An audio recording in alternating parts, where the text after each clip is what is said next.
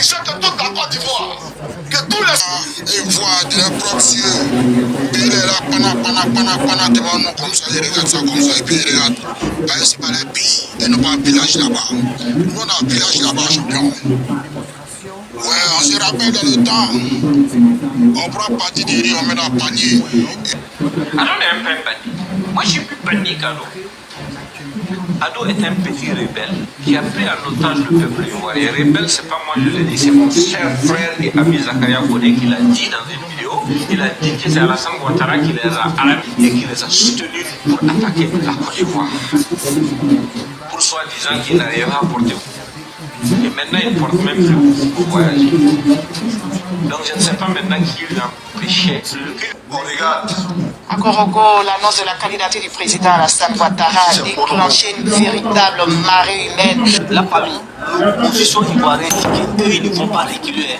Ils ne vont pas reculer derrière qui. C'est-à-dire même la manifestation, c'est-à-dire la marche organisée par les PPS et les PDC, chef qui est à l'île là.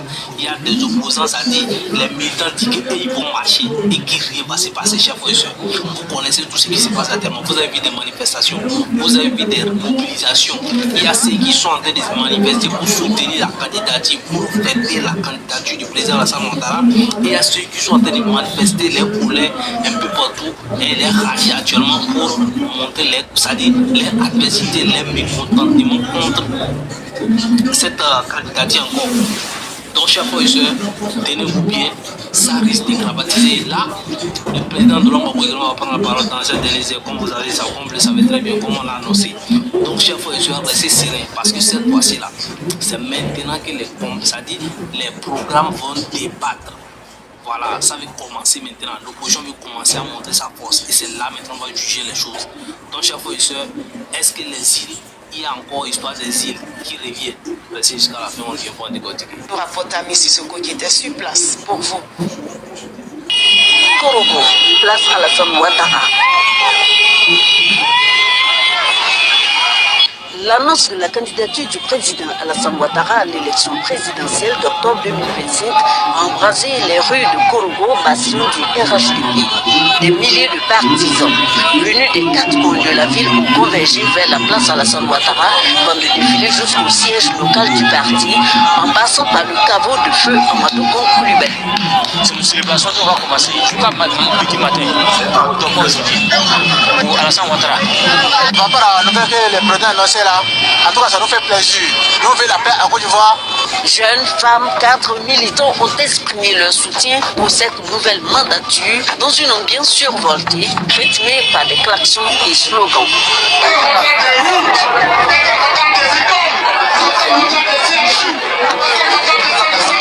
Le président Ado est candidat et nous sommes fiers de lui parce qu'il a fait beaucoup de travail. Et les enfants aussi ont commencé à avoir du travail. Ils vont prendre leurs parents en charge. Korogo est prêt pour le président Alassane Ouattara. On ne change pas une équipe qui gagne. La bonne nouvelle a été annoncée et vraiment tout le monde est content et tout le monde est fier. Le président sait ce qu'il fait. Et voilà, il a surpris encore tout le monde entier. Le président a entendu notre appel et il a répondu qu'il est candidat en 2025. Il peut dormir tranquille car nous sommes des soldats et quand le général ordonne, nous ne faisons qu'exécuter. Alassane doit gagner au premier tour. La scène s'est répétée à Boundiali dans le même élan. Une mobilisation massive dans le nord du pays comme pour confirmer l'ancrage du RHDP. C'est important de dire aux uns aux autres en Côte d'Ivoire ici qu'il y a une seule personne à même de dire qui ne peut pas être candidat. C'est le président de la Constitution. Ni Bakongo, ni le ministre de la Justice, ni le président de la République, ni Feu Henri Konan Bédié, ni Laurent Gbagbo n'ont le droit, n'ont cette prérogative-là de dire X ou Y peut être candidat ou ne peut pas être candidat. Parce que notre boussole à nous tous est la Constitution. Et nous avons mis un garant autour de cette Constitution-là. Et quand il a décidé, ne nous arroge pas des droits que nous n'avons pas. Ça, c'est la première des choses. J'aimerais revenir sur un fait pour ceux qui estiment, et c'est là où j'embouche la trompette, que Pascal avait. Chers jeunes de Côte d'Ivoire, allez-y voter. Parce que retenez-le une bonne fois pour tous. Ils sont inscrits sur le listing électoral. Oui, tous ceux qui sont inscrits sur la liste électorale, si vous vous avez la possibilité, si vous aimez Ouattara, votez pour lui. Si vous ne l'aimez pas, ne votez pas pour lui. Allez voter pour celui que vous aimez. Et, comment on appelle ça? Punissez celui que vous n'aimez pas. Parce que, chers jeunes, retenez-le. Les places les plus cruelles en enfer, c'est pour ceux qui, à un moment de leur vie, ont refusé de choisir. Ne pas choisir, c'est opérer déjà un choix. Et parce que le fait de ne pas aller voter, vous allez subir le choix des autres. Donc levez-vous, allez-y voter. Moi je vous invite fortement. Ne faites pas comme certains en 2016. Ils pouvaient aller voter non. Ils n'ont pas voté non et aujourd'hui ils veulent se prévaloir de leur propre turpitude. Non, ne l'acceptez pas, ne vous laissez pas manipuler. Chaque fois qu'il y a une occasion d'aller voter, allez-y voter chers jeunes. C'était mon message à l'endroit de nos jeunes électeurs parce que... Vous avez dit à la nation que vous étiez candidat. Non, je ne suis pas candidat Pascal, mais parce qu'il est important. Notre jeunesse aujourd'hui, selon le dernier recensement de l'habitat et en Côte d'Ivoire, bon, il y a 70%. Ma famille, c'est triste parce que dans tout ce qui s'est passé actuellement au niveau de la Côte d'Ivoire pour des revendications concernant la candidature du président Alassane Ouattara, chef, je pense qu'il y a beaucoup de mauvaises foi là-dessus. Parce qu'actuellement, même sur les plateaux télé, chef, il y a les débats qui sont en train de faire et les gens accusent. Il y a d'autres personnes qui sont là actuellement, qui sont par tout ce qui se passe et ils sont en train d'accuser, l'opposition de vouloir organiser encore un canton qui va encore les ramener en exil. Bon, moi je me demande celui qui entre l'opposition et le pouvoir en place, la CI, tout ça là. Franchement, si on analyse vraiment, c'est-à-dire quel parti d'entre eux, c'est-à-dire quel parti est en train de réfugier actuellement, est en train de chercher, en tout cas, en train de causer aujourd'hui un canton. Parce que moi je pense que l'opposition là, c'est une chose qui demande, c'est de participer aux élections. C'est de participer aux élections. Mais aujourd'hui, il y a des gens qui disent que non, l'opposition n'a pas appris de des leçons du passé, tout ça là. Ils ont été en exil aujourd'hui, ils ne peuvent pas copier, ils veulent encore créer ça pour aller encore en exil. Donc, chaque fois, vous savez, moi je pense que l'analyse est mal faite quand c'est comme ça. Hein. Parce qu'actuellement, l'opposition, là, nous savons tout ce qu'elle fait. L'opposition, nous savons tout ce qu'ils demandent. Nous savons tout ce que les Ivoiriens demandent. Donc, actuellement, là, il y a beaucoup de mobilisation autour de l'opposition et je ne veux pas manquer de dire qu'au niveau du président Alassane Ouattara, il y a beaucoup de mobilisation. Donc, ceux qui sont au niveau du président Alassane Ouattara, ceux qui sont de ce côté-là, je ne peux pas vérifier, je ne peux pas confirmer leur volonté de vouloir soutenir la candidature du président Alassane Ouattara. Je ne peux pas confirmer leur bonne foi à vouloir soutenir ça parce que le président Alassane Ouattara est bien placé pour aider beaucoup de personnes. C'est ceux qui sont au pouvoir. Donc, il y a des gens qui vont manifester, qui vont montrer les joies, qui vont montrer les soutiens passés pour profiter des grâces du pouvoir. Parce que le plus favorable actuellement, c'est lui. Et bien sûr, nous savons très bien que tout peut basculer de tous les côtés. Donc, tous ceux qui sont en train de faire tout ça là, qui sont contents là, et bien sûr, moi je me dis, attention, est-ce que franchement ils sont contents? Est-ce que franchement c'est parce qu'on veut faire quelque chose, parce qu'ils aiment tellement le président Alassane Ouattara qu'ils sont en train de mobiliser, ils sont en train de montrer leur fierté de sa candidature comme ça, ou bien c'est parce qu'ils ont un intérêt devant tout ça là? C'est la question que moi je pose, mais je sais qu'au niveau de l'opposition, si tu es avec Diam, si tu es au niveau du PDC, si tu es avec le COJEP, le président du COJEP, Charles Bleu, c'est que tu crois franchement et que tu as envie de lutter. C'est tu sais qu'il n'y a pas de favorisation là-bas, il n'est pas pouvoir. Si tu veux lutter avec le pouvoir, c'est pour cela souvent, nous quand on analyse, il y a beaucoup de crédibilité. On arrive à croire à des crédibilités, c'est-à-dire à analyser, à trouver ce qui est derrière l'idéologie, bien sûr, des opposants, plus que ceux qui sont au niveau de la tête, au niveau des dirigeants. Parce qu'il y a beaucoup de sujets au niveau des pouvoirs en place, donc on ne peut pas comprendre la chose. Donc, après tout, si les gens sont et reviennent, vous avez vu les sorties des gens, vous avez vu les sorties du président. Le président Guillaume Soro, il y a les gens qui sont en train de négliger actuellement parce que lorsqu'il est sorti, il est venu, le président Guillaume Soro ne s'est pas tué. Il a dit qu'il est régalé. Oui, bon, moi je considère que ce n'est même pas un débat à avoir parce que déjà le troisième mandat, nous l'avons contesté. Nous avons contesté le troisième mandat. Et l'argument qui a été mis en avant, c'était que son candidat est décédé et il n'a pas le temps de présenter quelqu'un d'autre. Il n'a pas préparé quelqu'un. Et celui qui l'a préparé est décédé. Cet argument qui a été présenté, nous ne l'avons pas accepté. Parce que nous considérons que lorsque nous sommes dans un pays de droit, c'est un problème interne au RHDP. Nous qui sommes au PDCIDA, ça ne nous concerne rien. Vous voyez, c'est comme si Barack Obama, président des États-Unis, faisait 2 mandats et qu'on choisit Joe Biden, le parti démocrate choisit Joe Biden pour succéder à Barack Obama. Je touche du bois, Joe Biden perd la vie. Et comme nous étions à 2 mois des élections présidentielles, on n'a pas le choix. On dit au président Barack Obama, vu que c'est vous qui êtes populaire, représentez-vous pour une 3e fois. Sur la base de la Constitution, aux États-Unis, ce n'est pas possible. Ce n'est pas possible. Mais ici, ça a été justifié ici. Le président Ouattara a fait un 3e mandat. Et sur les 5 ans, il a eu le temps de préparer quelqu'un. Mais s'il n'a pas préparé quelqu'un, ce n'est pas la faute de tous les Ivoiriens.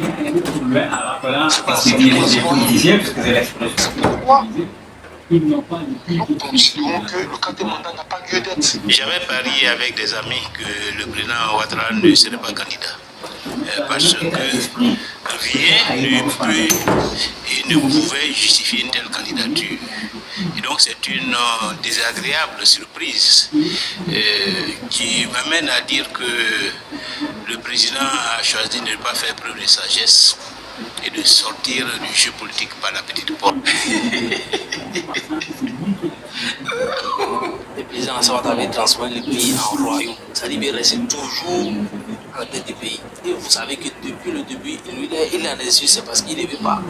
Et là, il est dans le mouvement trop c'est trop. Et c'est maintenant qu'on va voir le mouvement trop c'est trop. Donc il y a des gens qui sont pressés. Moi, je ne suis pas dans un parti, je ne suis pas de soutenir un parti politique, mais il faut faire les analyses. Donc tout ce qu'ils vont dire, c'est ce qu'ils vont y penser. Donc ce que vous pensez également, vous donner vos avis dans les commentaires, parce que c'est la démocratie qui joue. C'est la démocratie qui joue. Donc ce qu'il y a dans cette histoire, il faut revenir sur ce qui s'est passé et apprendre les leçons pour avancer. Aujourd'hui, le président Guillaume Soro parle, le président Charles de Gaulle passe, le président Afim Guessan parle, le président Diam parle, le président Gbagbo, tout le monde parle. Avec ça dit, la présidente Simone Gbagbo également, mobilisé là-bas de son côté. Donc c'est maintenant. Il y a d'autres qui sont là qui disent que non, bon, vous avez dit qu'il ne sera pas candidat. Qui ne va pas s'annoncer candidat, il s'est annoncé candidat, voilà maintenant. C'est comme si il y a des gens qui pensent que déjà c'est peine, j'ai-à-dire ils sont bien déstabilisés. Non, vous avez vu la mobilisation qui sont préparée, vous avez vu tout ça. Donc, la seule chose qui fait que nous on enlève tout ça, c'est que vous ne devez pas négliger cette mobilisation-là. Vous ne devez pas négliger ce mouvement-là. Parce que c'est les Ivoiriens qui sont la cause.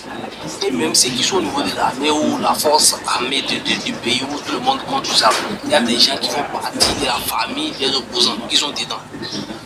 Donc ces gens-là, ils peuvent tourner de tous les côtés à tout le monde. Donc vous serez à faire beaucoup attention. Je pense que le président a beaucoup réfléchi avant d'avancer cette décision-là. Il a pris son temps, il a réfléchi. Sinon, ce n'est pas le bon moment. Il fallait l'étude du pays. Donc, moi, je suppose qu'il a beaucoup réfléchi avant de prendre la décision. Maintenant, concernant l'annulation de la marche, il y a beaucoup d'analystes qui pensent que non, ça n'a pas raison d'annuler ça. C'est-à-dire, c'est politique toujours, quoi. Et ça, moi également, je le pense. Je pense que le fait d'annuler ça, c'est politique parce que c'est une image pacifique qu'on a dit. Voilà. Donc maintenant, vu que ça va devenir un bras de fer entre, bien sûr, ceux qui veulent marcher et ceux qui refusent, maintenant, vous allez voir que c'est mieux. Voilà ça. Il est candidat. On vous regarde maintenant. Et Johnny Pagnerenko qui saute partout, qui prennent l'un de YouTube et puis qui blague les gens. On vous regarde maintenant. Les vieux politiciens, on vous regarde maintenant. Mon vieux Gbagbo, on vous regarde. Quand on vous dit vous comptez sur quoi là? Les gens disent on vous manque de respect. On vous regarde maintenant. Il est candidat, faites on voit. Vous pensez que... Au lieu de vous concentrer sur le combat panafricain, vous voulez envoyer les gens en politique. Bon, maintenant il est candidat, maintenant faites politique, là on voit maintenant. Si vous êtes malin là, allez regarder mon clip, tout va bien, sur YouTube. Le titre c'est Tiort. Parce que c'est une candidature de trop et il est tout à fait évident qu'au stade actuel, compte tenu du bilan désastreux de son gouvernement, aussi bien sur le plan intérieur que sur le plan extérieur, qui ne peut pas gagner une élection en Côte d'Ivoire le 25 octobre et qui sera lamentablement battu. Quand le père, papa Ado, il a annoncé qu'il était candidat encore là, comment tu t'es ressenti? Et moi, je me suis senti bizarre, puis ben là, j'avais gâté à tout moment. Ben là, moi, je dis quoi, il dit à quoi, le 2 quoi, tu vois, non, le 2 août, on dit quoi, voilà, ils ont mis de là. Le deuxième acte, c'était d'intervenir, de mettre des étudiants en mission, parce que nous aurions appris que le président Laurent Gbagbo n'est pas sur la liste électorale. Et nous lançons un appel. Au président Alassane Ouattara. Nous voulons dire au président, nous aimons tant notre pays. Nous sommes des démocrates. Et en tant qu'étudiants, nous avons le devoir de vous dire, de mettre fin à votre manipulation. Nous estimons que la CEI est une structure responsable. Et nous voulons profiter de cela pour interpeller la CEI. Laurent Gbagbo n'est pas votre camarade. Donc quand vous prenez des résolutions, quand vous prenez des décisions en faveur de Laurent Gbagbo ou en sa défaveur, réfléchissez très bien. Très bien, parce que d'un moment à l'autre, nous allons réagir. En tant que démocrate, nous attirons l'attention à la communauté nationale comme internationale. Vous vous dites, regardez très près les manigances de la CEI. Elle risque d'emporter la Côte d'Ivoire dans un moment sombre. Nous ne voulons pas cela. Donc nous voulons que le respect soit de taille. Nous voulons que le respect à la démocratie soit de taille. Et c'est pourquoi nous avons réuni les Bédier, pour lesquels d'ailleurs M. Gbagbo s'est allié à M. Ouattara, aurait pris. Et donc l'élection de la candidature de M. Ouattara a semblé poser problème une fois venu au pouvoir par M. Laurent Gbagbo. Une fois arrivé au pouvoir, M. Laurent Gbagbo a posé le problème de la candidature également. M. Ouattara s'est retrouvé avec des problèmes de candidature avec son ancien allié. Il a fallu des accords.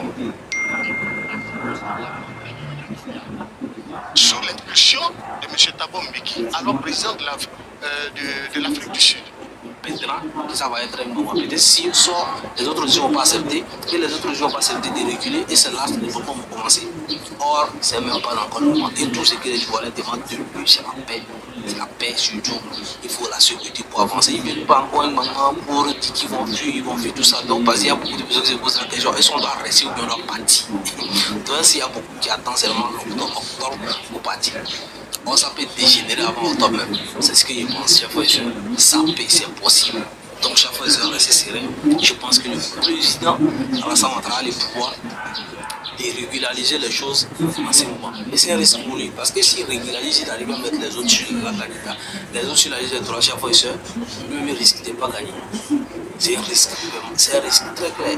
Donc, les gens disent aujourd'hui que non, s'il veut les candidats, ils ne vont pas accepter. Mais s'il fait ça, il y a des analystes qui disent que non, c'est parce qu'il veut fuir la CPI.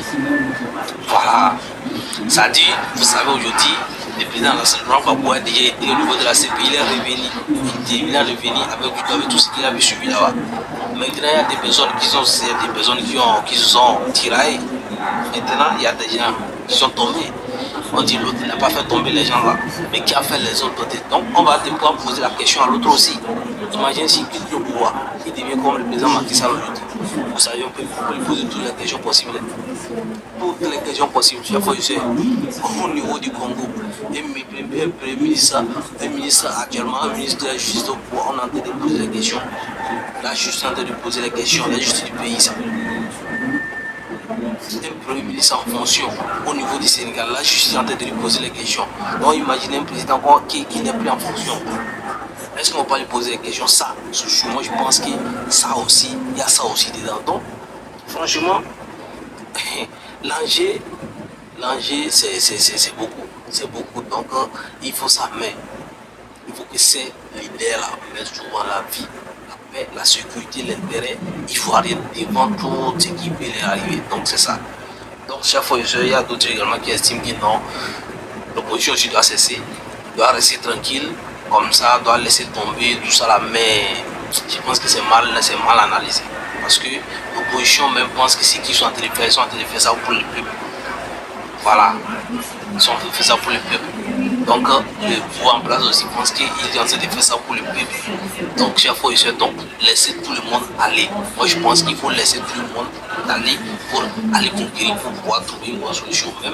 Les évêques ont envoyé aussi une lettre à des gens les religieux ont envoyé une lettre pour demander à ce que les choses aillent bien.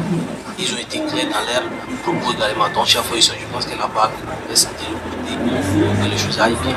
On a encore du temps qu'ils nous donnent l'homme et la santé pour voir la suite des choses. Chaque fois, ils se voient un peu ce qui se passe. Ici, partager les numéros. Alors, vous avez bien compris, vous avez bien écouté la vidéo, vous avez très bien écouté, certainement. Donc, faites-vous votre idée, commentez, likez, partagez. N'oubliez pas de vous abonner, de nous laisser un petit pouce en haut pour liker, merci. Une fois de plus, si vous ne likez pas les vidéos, si vous ne commentez pas, nous ne pouvons pas évoluer. Si vous ne souscrivez pas, si vous ne vous abonnez pas, nous ne pouvons pas évoluer. Et nous vous prions vraiment de le faire pour nous parce que ça nous donne le courage et la force. YouTube reconnaît, lorsque vous likez, vous partagez, ça permet que l'algorithme YouTube partage des vidéos à plus de personnes encore. Merci beaucoup. Nous répondons à tous les commentaires. Portez-vous bien. À la prochaine vidéo. Ciao, ciao.